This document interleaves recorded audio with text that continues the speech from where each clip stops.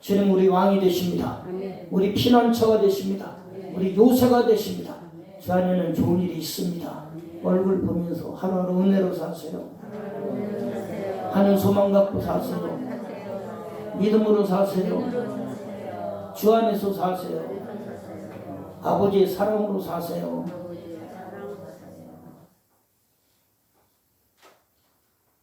오늘은 탐자에 대한 말씀을 드리겠습니다. 누가복음 15장의 탐자 얘기는 아마도 성경에 나오는 이야기 중에서 가장 많이 알려진 얘기 중에 하나일 거예요. 부유한 아버지 밑에서 부족함이 없이 행복하게 살아오던 그 아들이 자신에게 돌아올 재산의 분배를 달라고 했어요. 자식이는 부모가 없다고 아버지는 아들의 몫을 먼저 떼어줬습니다. 아들은 재산을 갖고 이제 새로운 세계, 무언가 자유와 쾌락을 붙여서 먼 나라로 떠납니다. 떠나서 재물을 호랑방탕하며 흥청망청하게 다 써버리고 말았어요. 이것은 유혹과 욕심으로 당하고 있는 현대들의 모습을 잘 대변해주고 있죠. 어떤 의미에서 우리 모두는 탕자입니다. 아마 그렇기 때문에 이 탕자의 얘기는 언제 들어도 우리 모두의 마음에 깊은 감동과 여운을 남겨주고 있는지 몰라요. 쾌락과 세상을 쫓아 윗돈들을 다 탕진해버리는 탕자. 돈 있을 때 함께 흥청거리던 모든 친구들이 다 떠나버린 지금 그는 때가 되어도 먹을 것이 없었고 밤이 와도 잠자리가 없었어요. 급기야는 돼지 기업 열매로 배를 채워하는 가련한 처지가 되었습니다. 돼지우리 한 구석에 던져진 가련한 아들은 눈물과 번뇌로 후회하며 수많은 밤을 뜬으로 세우는 날이 어찌 하루 이틀이었겠어요. 절망과 골치에 골짜기에서 탕자는 눈을 들어서 서쪽 하늘을 바라봅니다.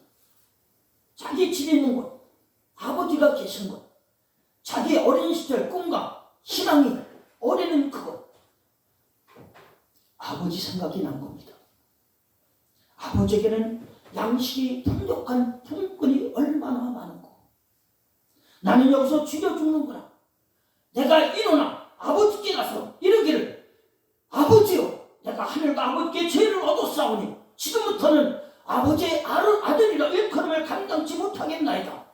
나를 품꾼의 하나로 보소서 하리라고 아버지께로 돌아가기 시작했어요. 사람이 세상을 살다 보면 때로는 오도 가도 알 수 없는 막다른 한계 사막에 부닥칠 때가 있습니다. 더 이상의 길이 보이지 않을 때가 있다는 겁니다. 절망의 자리에 머물러 답답한 가슴에 한숨만 토해낼 뿐 다른 방법이 없을 때가 있습니다. 이런 때는 길은 오직 하나밖에 없어요. 다른 길은 다 막혀 있어도 하나님 아버지께로 돌아가는 길은 언제나 열려 있다는 겁니다. 사랑하는 아들이 아버지 품을 떠난 이후에도 아버지는 아들을 포기하지 않으셨어요. 아들은 세상 즐거움에 빠져서 아버지를 잊어버렸지만 아버지는 힘나간 아들을 단 한시도 잊은 적이 없었습니다. 아버지는 아들이 떠난 그 길을 바라보며 하루도 한시도 잊지 못한 채 아들이 돌아오기만을 기다렸습니다. 20절 보면 아직도 산고가 먼데 아버지가 저를 식빈히 여기다가 됐어요. 20절을 같이 읽습니다. 20절 큰 소리로 있습니다. 자, 시작. 이해를 맞춰 아버지께로 돌아가니라. 아직도 상도가 먼데 아버지가 저를 보고 식빈히 여겨 달려가 보라고 입을 벌리니. 이 말씀은 집을 떠나간 아들을 아버지는 날마다 기다렸다는 겁니다. 아비 재산을 걸머쥐고 철없이 떠나간 야속한 아들이 원망스러운 것이 아니라 오히려 아버지의 마음은 천갈래 만갈래 찢어지는 아픔으로 채워졌어요. 지나간 아들이 불쌍했고 치근했어요. 주님께서는 죄를 짓는 사람을 정죄하시기보다는 그 죄 때문에 당하고 있는 우리 비참한 처지에 더 안타까워 하신다는 거죠. 길 잃은 한 마리 양은 주인의 곁을 떠난 양입니다. 그렇다면 제 길로 간 것은 양의 잘못이지만 참 목자는 양의 죄를 탓하기 전에 그 양이 얼마나 고난을 당할까 생각하며 고난당하는 양의 아픔을 함께하며 같이 아파한다는 거죠. 하나님은 결코 우리를 포기하지 않으십니다. 18절 목사님은 이렇게 말씀하셨어요. 주님의 긍휼의 눈은 회개의 눈보다 훨씬 빠르다라고 그렇게 말을 했습니다. 하나님은 용서해 주시려고 기다리는 것이 아니라 이미 용서해놓고 기다리시는 분이세요. 베드로후서 3장 8절부터 9절에 살아가는 자들아 죽게는 하루가 천년 같고 천년이 하루 같은 이 한 가지를 잊지 말라.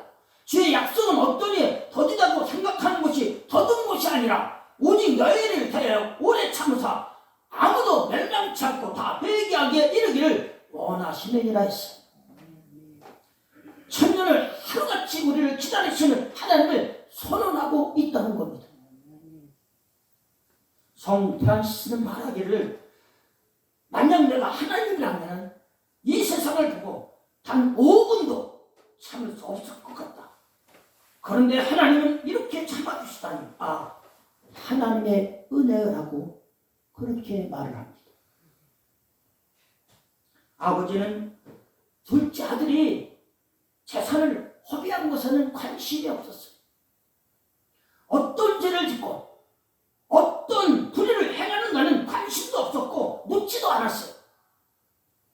오직 사랑하는 아들이 다시 돌아왔고 잃었다가 다시 찾은 그 기쁨과 감격만 있었습니다. 사랑하는 아들이 거짓골이 되어 처참하게 된 현실을 천갈래 만갈래 찢어지는 아픈 가슴에 다 묻고 아들을 향해 달려갈 뿐이었어요. 가서 안고 입을 맞춰줬어요. 여러분, 탕자는 죄인입니다. 세속적인 인간이요, 자기 배만 위하는 이기적인 인간이요, 비천한 인간이었어요. 구약 성경의 율법이 가르친 바에 의하면 거절돼야 할 그런 죄인이었어요. 더럽게 살아온 인간, 부끄러운 존재요, 버림받아 마땅한 인간이었어요. 패역한 자식이요, 돼지와 같이 살았던 타락한 인간이었어요. 그런데 돼지밥도 제대로 먹지 못하고 주님네를 움켜쥐고 돌아온 더럽고 냄새나는 이 아들을 두 팔을 벌리면서 달려가는 아버지, 그분이 바로 우리 하나님이시라는 겁니다. 아버지는 종들에게 이릅니다. 제일 좋은 옷을 내어다가 입혀 손에 가락지를 끼우고 팔에 실을 신기고 그리고 살찐 송아지를 끌어다가 잡고 우리가 먹고 즐기자. 내 아들은 죽었다가 다시 살아났으며 내가 잃었다가 다시 얻었노라 하니 저희가 즐거워하더라고 그렇게 말씀하고 있습니다. 여러분, 잔치는 성공해서 돌아온 사람을 위해서 하는 일이 아니에요. 잔치는 승리해서 돌아온 사람 위해서 하는 게 아니냐 이거예요.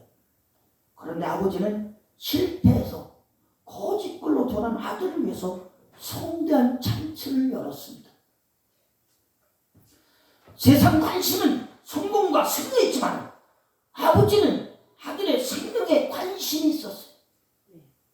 하나님은 의와 불의보다 생명에 관심이 있으신 분이십니다. 거지가 되어 돌아온 탕자에게 아버지는 가장 좋은 내어다가 입히라 했어요. 이것은 아들의 신분을 회복시켜 준 겁니다. 손가락에 가락지를 끼우라고 했어요. 아들의 권위를 또한 회복시켜 줬어요. 발에 신을 신기라 했습니다. 이제 너는 종이 아니라 내 아들이라는 아들임을 확인시켜 준 겁니다. 살찐 송아지를 잡으라 했습니다. 최고의 기쁨이요 즐거움이었어요. 죽었던 아들이 다시 살아온 것이 행복한 아버지의 마음이었다는 거죠. 집을 떠났다가 돌아온 탕자의 고백은 오직 하나님과 아버지 앞에 미안한 마음뿐이었어요. 얼굴을 들을 수가 없었죠. 여러분, 감사는 훌륭한 인격자의 열매입니다. 악하고 천한 사람에게는 그것을 찾을 수가 없죠. 그러나 이 광경을 본 마다들의 태도는 어땠습니까? 잔치상에 찬물을 깨얹고 말았어요. 마다들은 잔치가 열린 것을 보고 분노하며 기생과 함께 재산을 탐지는 놈을 위해서 이럴 수 있느냐고 아버지에게 항거를 했어요. 여러분, 아버지에게는 아들의 생명이 문제였어요. 그러나 마다들에게는 동생의 재물이 문제였다는 거예요. 생명을 사랑하는 아버지는 잔치를 베풀었어요. 못났어도 괜찮고 실패서도 괜찮고 더러워도 괜찮다. 잔치를 열어야 한다. 만약 마다들이 아버지의 뜻을 알고 기쁨을 알았더라면 무엇이나 있겠어요? 아버지, 살찐 송아지 한 마리 더 잡죠. 만약 이랬다면 아버지는 마다들 때문에 더 큰 소리로 엉엉 울었을 겁니다. 기분 좋게 살아가는 사람들의 잔치에 찬물을 깨얹는 그런 신앙이 돼서는 안 됩니다. 한 마리 더 잡죠. 이 말 한마디는 잔치가 눈물바다가 되었을 겁니다. 교회는 잔치집이 되어야 됩니다. 잔치는 인색한 사람이 끼면 망칩니다. 돈 큰 사람, 손 큰 사람이 잔치를 풍성하게 하는 거죠. 구원받았다는 것만으로도 잔치를 열어야 됩니다. 실패나 성공 예를 묻지 말아야 합니다. 돌아왔다는 것만으로도, 아버지 곁으로 돌아왔다는 것만으로도 잔치를 열할 충분한 이유가 된다는 겁니다.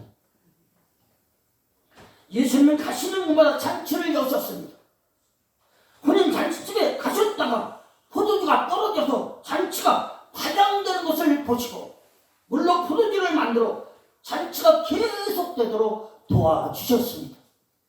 사람은 기분 좋게 살아야 됩니다. 주 안에서 즐겁게 살아야 됩니다. 행복하게 살아야 됩니다. 잔치하며 살아야 됩니다. 복음은 사람을 기쁘게 해주고 밝게 해주는 능력이 된다는 겁니다. 아멘. 눈 감고 말씀을 생각하며 합심해서 잠시 소리를 내서 간절히 주님 앞에 기도합니다. 우리 모두는 탕자처럼 어떨 때는 방황하며 살았습니다. 유혹과 욕심으로 헤매며 살았던 저희들입니다. 그러나 주님께서 우리를 택하셔서 하나님의 존으로 인도해주시고 주님의 자녀가 되어서 주님 앞에 예배와 찬양을 합니다. 주님 영광 받아주시옵소서. 주 앞에 가는 그날까지 주님과 떠나지 말고 주님 더욱더 사모하며 갈망하면서 주 안에서 생활하는 저희들이 될 수 있도록 도와주시옵소서. 아버지, 주님은 우리를 사랑하십니다. 우리가 아무리 더럽게 살아도 죄를 지어도 패악한 일을 해도 주님은 우리를 포기하지 않으시고 우리를 버리지 아니하십니다. 주님 인도하시옵소서. 도와주시옵소서. 함께하여 주시옵소서. 아버지 마음처럼 잃어버린 영혼에 관심을 갖는 저희들이 삶이 될 수 있도록 역사하시옵소서.